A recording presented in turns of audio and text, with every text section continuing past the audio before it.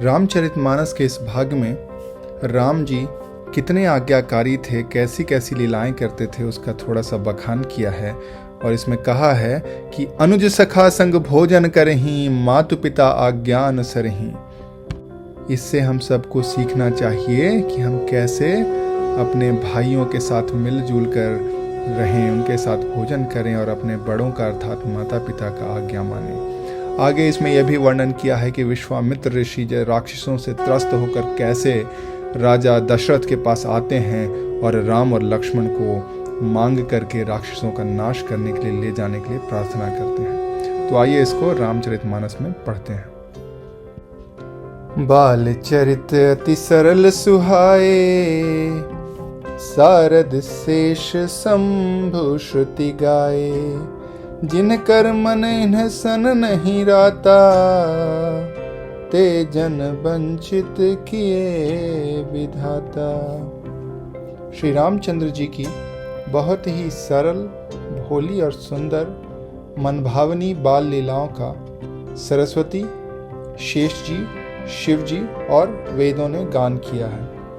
जिनका मन इन लीलाओं में अनुरक्त नहीं हुआ, विधाता ने उन मनुष्यों को वंचित कर दिया है। भय कुमार जब ही सब भ्राता, दीन जनेऊ गुरु पितु माता। गुर गृह गए पढ़न रघुराई, अल्प काल विद्या सब पाई।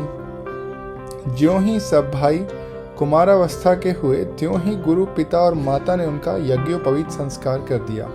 श्री रघुनाथ जी भाइयों सहित गुरु के घर विद्या पढ़ने गए और थोड़े ही समय में उनको सारी विद्याएं आ गईं। जाकी सहज श्वास श्रुति चारी, सो हरि पढ़यह कौतुक भारी। विद्या विना निपुण गुण सीला, खेल ही खेल सकल नृप लीला। चारों वेद जिनके स्वाभाविक श्वास हैं, वे भगवान पढ़ें यह कौतुक है। चारों भाई विद्या विनय गुण और शील में बड़े निपुण हैं और सब राजाओं की लीला के ही खेल खेलते हैं। करतल बाण धनुष अति सोहा, देखत रूप चराचर मोहा। जिन्ह बिथिन्ह बिरहहीं सब भाई, थकित हो ही सब लोग लुगाई। हाथ में बाण और धनुष बहुत ही शोभा देते हैं।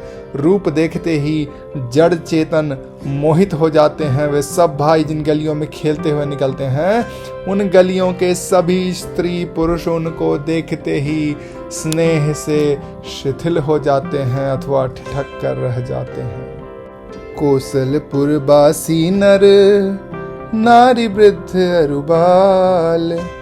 प्राण होते प्रिय लागत, सब कहूँ राम कृपाल।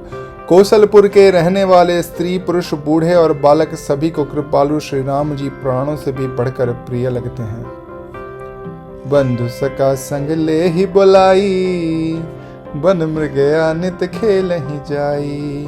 पावन मृग मारे ही जिय जानी, दिन प्रति नृप ही देखा वही आनी।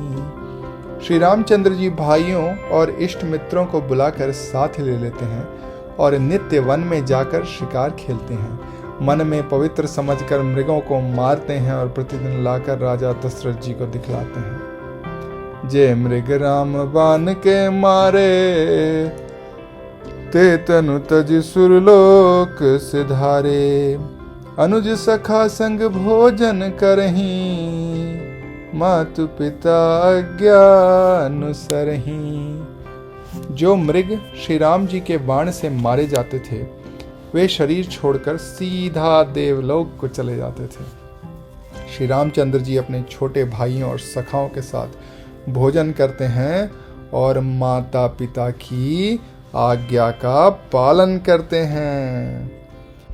जय विधि सुखी हो ही पुर लोगा, करहि कृपा निधि सोई संजोगा।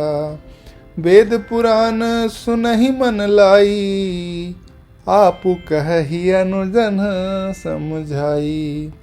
जिस प्रकार नगर के लोग सुखी हों, कृपा निधान श्री रामचंद्र जी वही लीला करते हैं। वे मन लगाकर वेद पुराण सुनते हैं और फिर स्वयं छोटे भाइयों को समझा कर कहते हैं। प्रातःकाल उठ कै रघुनाथा, मातु पिता गुरु ना वही माथा। आयसु मागी करही पुर काजा, देखी चरित हर्षई मन राजा। श्री रघुनाथ जी प्रातः काल उठकर माता पिता और गुरु को मस्तक नवाते हैं और आज्ञा लेकर नगर का काम करते हैं। उनके चरित्र देखकर राजा मन में बड़े हर्षित होते हैं। व्यापक कल अनीह अज निर्गुण नाम न रूप, भगत हेतु नाना विधि करत चरित्र अनूप। जो व्यापक, अकल, इच्छा रहित, अजन्मा और निर्गुण है तथा जिनका न नाम है न रूप है, वही भगवान भक्तों के लिए नाना प्रकार के अनुपम अलौकिक चरित्र कहते हैं। यह सब चरित कहा मैं गाई, आगे कथा सुनहु मन लाई। विश्वामित्र महामुनि ज्ञानी, बसहि विपिन शुभ आश्रम जानी। यह सब चरित्र मैंने गाकर कहा, अब आगे की कथा मन लगाकर सुनो। ज्ञानी महामुनि विश्वामित्र जी वन में शुभ आश्रम बनाकर निवास करते हैं। जहाँ जप यज्ञ जोग मुनि करहीं, आती मारिच सुबाहु ही डरहीं। देखत यज्ञ निशाचर धावहीं, करहीं उपद्रव मुनि दुख पावहीं। जहाँ वे मुनि जप यज्ञ और योग करते थे, परंतु मारिच और सुबाहु से बहुत डरते थे। यज्ञ देखते ही राक्षस दौड़ पड़ते थे और उपद्रव मचाते थे, जिनसे मुनि बहुत दुख पाते थे। गाधित नया मनन चिंता व्यापी, हरि बिनु मरहि न निश्चर पापी। तब मुनि बर मन कीन्ह विचारा, प्रभु अवतरे हरन मही भारा। गाधी के पुत्र विश्वामित्र जी के मन में चिंता छा गई कि ये पापी राक्षस भगवान के बिना मारे नहीं मरेंगे। तब श्रेष्ठ मुनि ने मन में विचार किया कि प्रभु ने पृथ्वी का भार हरने के लिए ही तो अवतार लिया है। एहू मिस देखा पद जाई, करि विनती आनो दो भाई। ज्ञान विराग सकल गुण अयना, सो प्रभु मैं देखब भरी नयना। इसी बहाने जाकर मैं उनके चरणों का दर्शन करूं और विनती करके दोनों भाइयों को ले आऊं। आहा, जो ज्ञान, वैराग्य और गुणों के धाम हैं, उन प्रभु को मैं नेत्र भर तो देख लूं। बहुविधि करत मनोरथ, जात लागी नहीं बार। करी मज्जन सरऊ जल, गए भूप दरबार। बहुत प्रकार से मनोरथ करते हुए जाने में देर नहीं लगी। सरयू के जल में स्नान करके वो राजा के दरवाजे पर पहुंचे। मुनिया गमन सुना जब राजा, मिलन गया विप्र समाजा। करी दंडवत मुनि ही सन्मानी, निज आसन बैठा रिन्हियानी। राजा ने जब मुनि का आना सुना, तब वे ब्राह्मणों के समाज को साथ लेकर मिलने गए और दंडवत करके मुनि का सम्मान करते हुए उन्हें लाकर अपने आसन पर बिठाया। चरण पखारी कीन है अति पूजा, मौसम आजु धन्य नहीं दूजा। विविध भांति भोजन करवावा, मुनि हृदय हर्ष अति पावा। चरणों को धोकर बहुत पूजा की और कहा, मेरे समान धन्य आज दूसरा कोई नहीं है। फिर अनेक प्रकार के भोजन करवाए, जिससे श्रेष्ठ मुनि ने अपने हृदय में बहुत ही हर्ष प्राप्त किया।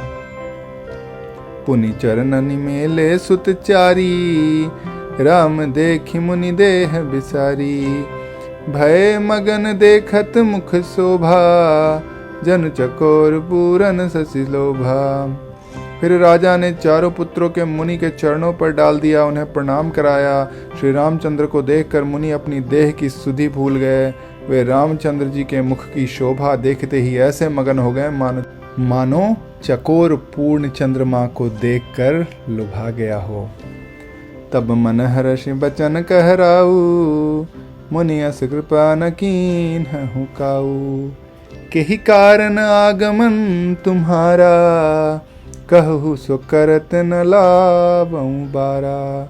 तब राजा ने मन में हर्षित होकर ये वचन कहे, हे मुनि, इस प्रकार कृपा तो आपने कभी नहीं की। आज किस कारण से आपका शुभागमन हुआ, कहिए, मैं उसे पूरा करने में देर नहीं लगाऊंगा।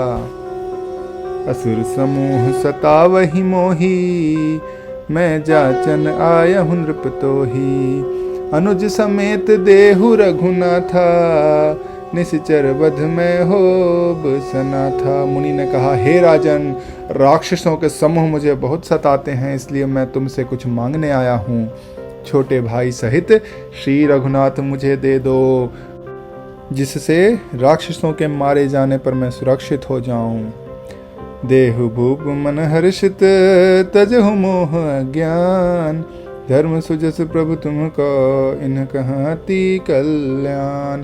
हे राजन, प्रसन्न मन से इनको दो, मोह और अज्ञान को छोड़ दो। हे स्वामी, इससे तुमको धर्म और सुयश की प्राप्ति होगी और इनका परम कल्याण होगा।